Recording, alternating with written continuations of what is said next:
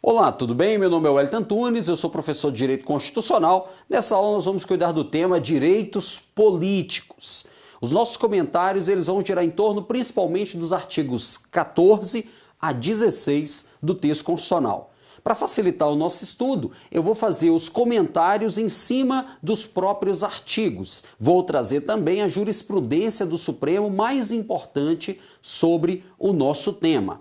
Lembrando, se você tiver alguma dúvida, manda para mim. Você tem à sua disposição o Fórum de Dúvidas, que é exatamente a ferramenta por meio da qual você manda suas dúvidas, suas ponderações e a gente vai trocando ideias aí, vou fazendo as orientações, porque você não está sozinho nessa caminhada. Tudo bem? Tamo juntos? Olha só, falar de direitos políticos é falar de cidadania. A Constituição Federal, no artigo 1º, inciso 3º, inciso 2º, na verdade, diz que a cidadania é um dos fundamentos da República Federativa do Brasil.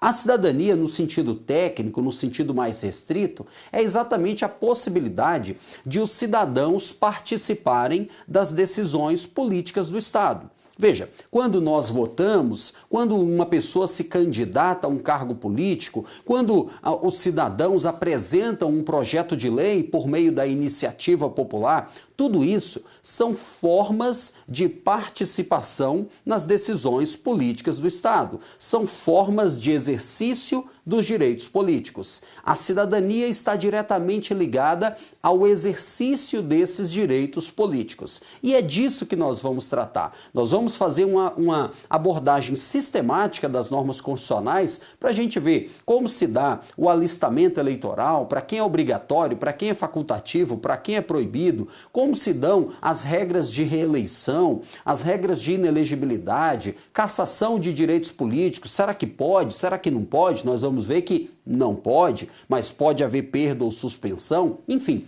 vamos fazer uma abordagem sistemática desse tema. Legal? Vamos juntos? Olha só para fins introdutórios, os artigos você vai colocar como ponto de partida 14 a 16 do texto constitucional. Aqui como notas introdutórias, nós vamos colocar, primeiro, que os direitos políticos, vou colocar assim, direitos políticos. Algumas questões que são relevantes serem destacadas. Primeiro, o artigo 62, parágrafo 1º, 1A. Vou colocar aqui, artigo 62, parágrafo 1º, inciso 1A. O artigo 62 cuida da medida provisória. E o que você tem que destacar? Medida provisória não pode cuidar desse tema. Os direitos políticos não podem ser regulamentados por meio de medida provisória. A Constituição diz, direitos políticos, cidadania, partidos políticos, não pode ser tratado por meio de medida provisória, que é aquela medida editada, uma espécie normativa originária, editada pelo presidente da República em caso de relevância e urgência. Tudo bem? Vamos lá. O que mais? Outro ponto importante que a gente pode destacar é o artigo 85, 3. Vou colocar aqui para você, artigo 85, inciso 3º. O que é isso? O 85 cuida de crime de responsabilidade. É uma das hipóteses de crime de responsabilidade cometido pelo presidente da República, ele impedir o exercício dos direitos políticos. Note, como a Constituição é coerente. Por quê? Eu mostrei para você no início, que os direitos políticos, eles têm uma ligação estrita com a cidadania, que está no artigo 1º, inciso 2º. Eu vou até puxar aqui a setinha, E como a cidadania é um fundamento da República, é um princípio fundamental, a Constituição vem dizer, olha, é crime de responsabilidade do presidente atentar contra o exercício dos direitos políticos, individuais e sociais. Outro ponto que vale a pena destacar, direitos políticos têm uma ligação íntima com o direito eleitoral. porque várias leis, né, tanto o Código Eleitoral, lei das eleições, lei dos partidos políticos, tudo isso vai conformar a chamada legislação eleitoral, que são as normas que vão materializar, que vão permitir o exercício efetivo dos direitos políticos. E aí o que é importante? Ó, eu coloquei artigo 22.1, ou seja, competência da União, competência privativa da União, né, para legislar. Deixa eu colocar assim, ó, direito eleitoral, União legisla de forma o quê? Privativa. Cuidado, é comum a banca examinadora dizer que essa competência concorrente, que a União, Estado, DF poderia legislar sobre direito eleitoral. Nada disso. Artigo 22, inciso 1º, diz que quem vai legislar sobre essa temática é a União. Tudo bem? Legal? Então, aqui um pano de fundo, né? Introdutório da nossa temática.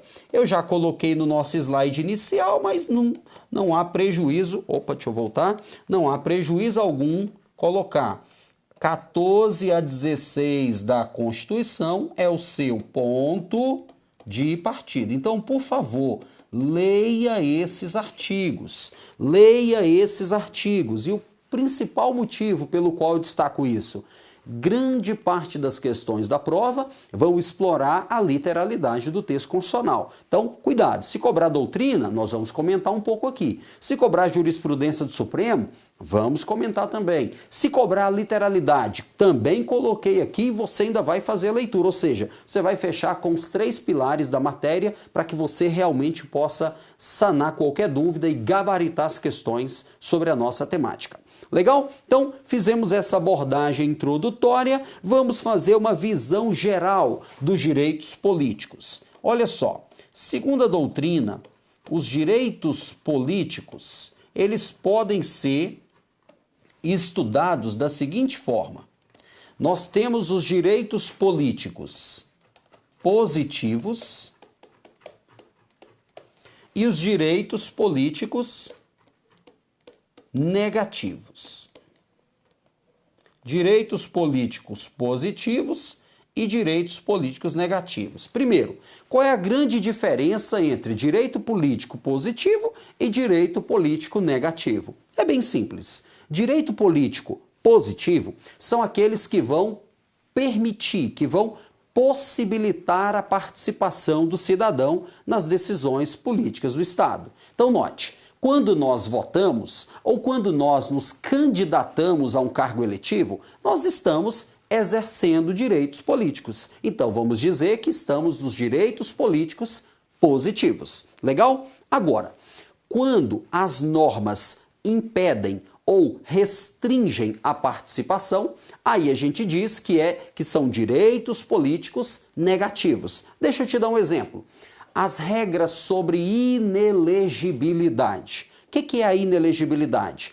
É a ausência do direito de se candidatar. É o impedimento à candidatura a cargos eletivos. É a pessoa não poder se candidatar. Ora, como a inelegibilidade impede a candidatura, então nós vamos dizer que é direito político negativo. Por exemplo, outro caso, suspensão de direito político. Uma pessoa que é condenada criminalmente, a decisão transitou em julgado. Em regra, os direitos políticos estão suspensos. A pessoa não pode votar nem ser votada. Já que ela não pode participar, direito negativo. Beleza? Então, ó, falou de direito político positivo, e eles implementam, eles permitem a participação.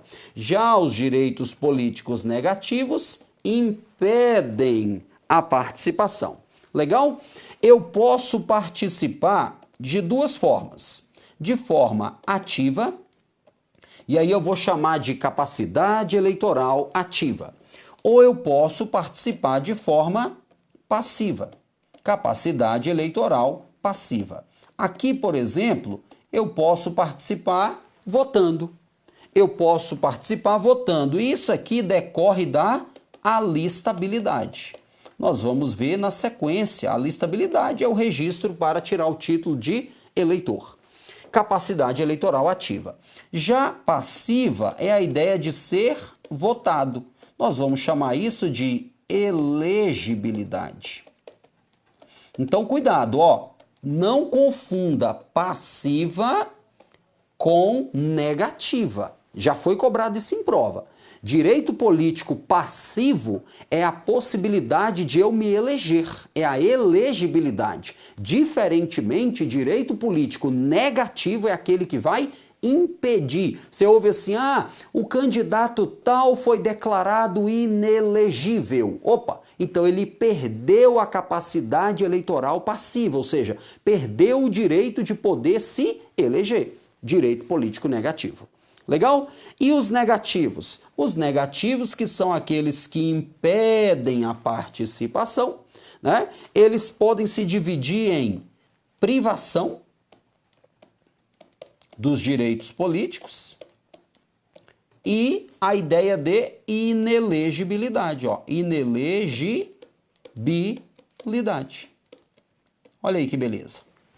A privação de direitos políticos pode se dividir em duas: perda de direitos políticos ou suspensão dos direitos políticos.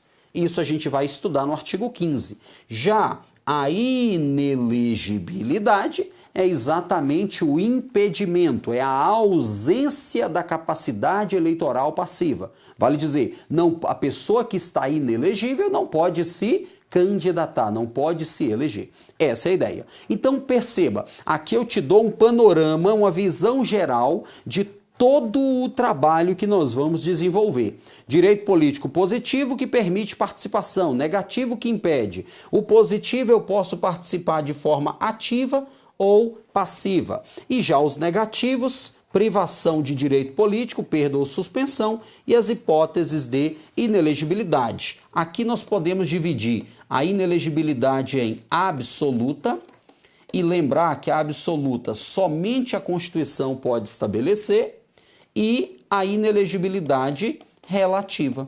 Na inelegibilidade relativa, nós temos causas previstas na Constituição e na lei complementar. Então, ó, com base nessa visão geral, você já responde um monte de questões da prova, porque aqui eu te mostrei um panorama sistemático. Agora eu vou detalhar essas instituições. Vamos juntos? Vamos lá. Olha só. Vamos começar com o princípio da soberania popular e o exercício direto, coloquei aqui direito, não, é direto do poder. Aqui nós vamos dar uma olhada basicamente no artigo 14. O artigo 14 da Constituição Federal diz, eu vou até aproveitar o nome aqui, ó, o princípio da soberania popular. Olha só, eu vou aproveitar isso aqui, ó. A Constituição do 14 diz que a soberania popular será exercida. Então aqui nós temos alguns meios de exercício. Pelo quê? Pelo sufrágio. E a Constituição diz que esse sufrágio é universal. Por quê? Porque não faz limitação quanto à cor, quanto ao sexo, quanto à condição econômica. Diz que também vai ser exercida pelo voto, também pelo plebiscito, pelo referendo e também pela iniciativa popular. Não confunda iniciativa popular com ação popular. Aqui, como eu disse, nós estamos onde? No artigo 14. Olha só. O poder, segundo o artigo 1º, parágrafo único da Constituição, o poder emana do povo. E o povo exerce esse poder de duas formas. Ora de forma direta, ora de forma indireta. Por isso que a gente diz que a democracia brasileira é semidireta ou participativa. Então o povo participa indiretamente por meio de representantes eleitos. Já as formas de participação direta, as principais estão no artigo 14. Quais são? O sufrágio universal. O que é o sufrágio?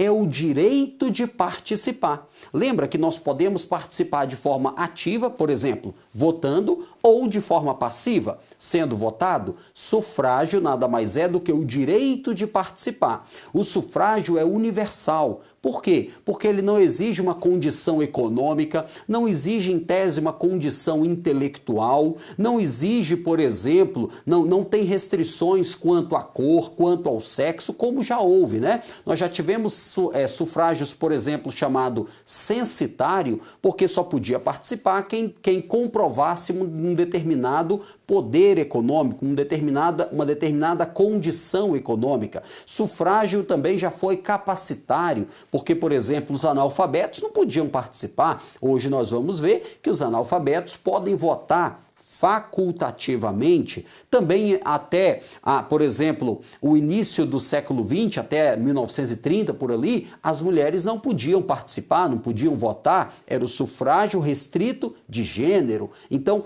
hoje o nosso sufrágio é universal. Além do sufrágio, nós temos o quê? O voto. A Constituição diz que o voto é direto, o voto é secreto e o voto tem valor igual para todos. O voto é uma forma de exercício do sufrágio. O voto é uma materialização do direito de participar. Além disso, temos o plebiscito e o referendo. A diferença básica: tanto o plebiscito quanto o referendo são formas de consulta popular. Então, antes ou depois de tomar uma decisão, o povo, os cidadãos, vão ser consultados. Se o Estado, antes de tomar a decisão, consulta os cidadãos, temos um plebiscito. Quer ver um exemplo? Artigo 18, parágrafo 3º da Constituição diz que para haver alteração territorial de um Estado, por exemplo, desmembramento de um Estado, tem que haver um plebiscito com a população diretamente interessada. E o Supremo entende que é com toda a população daquele Estado ou dos Estados envolvidos. Então, note, antes de haver a alteração, tem que haver uma consulta com aquela população, plebiscito. Agora, no caso do referendo, é o seguinte: primeiro é tomada a decisão, é praticado o ato e depois é feita a consulta. Nós tivemos um exemplo com o Estatuto do Desarmamento. Primeiro foi feita a lei, depois foi feita a consulta se o comércio de arma de fogo e munição deveria ou não ser proibida, né, no Brasil. Então, o que diferencia plebiscito de referendo? O momento da consulta. Plebiscito, consulta prévia. E referendo, consulta posterior. Por fim, nós temos a iniciativa popular. E aí, olha só, eu não posso confundir iniciativa popular com ação popular. A ação popular é uma ação judicial proposta por qualquer cidadão com o objetivo de anular um ato lesivo ao meio ambiente, à moralidade ou ao patrimônio público, histórico, cultural. Já a iniciativa popular é a possibilidade de os cidadãos apresentar projeto de lei ao Poder Legislativo. Isso pode acontecer no âmbito municipal, estadual ou no âmbito federal. Vou colocar aqui, apenas a título para agregar informação, vou colocar aqui, por exemplo, o artigo 61, parágrafo 2º, para você conhecer a questão da iniciativa popular no âmbito federal. Iniciativa popular no âmbito federal. Então, essas são as maneiras de exercício direto do poder. Continuando com a nossa análise, eu agora vou tratar do alistamento eleitoral e do voto. Olha só, o alistamento eleitoral é exatamente o registro que nos dá o título de eleitor, por meio do qual nos tornamos cidadãos no sentido técnico. Porque cidadão no sentido técnico é aquele que pode participar, ativa ou passivamente, das decisões políticas do Estado. E note que é a partir do alistamento eleitoral, por exemplo, que eu vou poder votar, em alguns casos, ser votado. Acompanhe comigo. A Constituição diz assim: o alistamento e o voto são. Então, olha só, as duas coisas aqui, quero fazer um destaque com você. Ele diz que são obrigatórios para os maiores de 18 anos e facultativos para quem? Para o analfabeto, para o maior de 70 anos e para o maior de 16 e menor de 18. E o parágrafo 2º vem e diz assim, ó, não podem se alistar. Não podem se alistar, vou até colocar aqui, ó, como eleitores, quem? Os estrangeiros e durante o período do serviço militar, o conscrito. Então, peraí, eu tenho 3 pontos importantes que você não pode deixar passar. Primeiro, eu tenho alistamento e voto obrigatório. Segundo, eu tenho alistamento e voto facultativo. E terceiro, eu tenho alistamento e voto proibidos. Cuidado! Com base nisso, eu quero fazer o seguinte destaque para você. Alistamento e voto. Vou colocar assim, ó. Como eu disse, proibidos. Alistamento e voto facultativos. E, por fim, alistamento e voto, o quê? Obrigatórios. Olha a interpretação do dispositivo. Nós vamos tratar desses 3 pontos, ó. Proibido, facultativo e obrigatório. Mas faremos isso na nossa próxima aula e eu te espero, tá bom? Um abraço e até lá.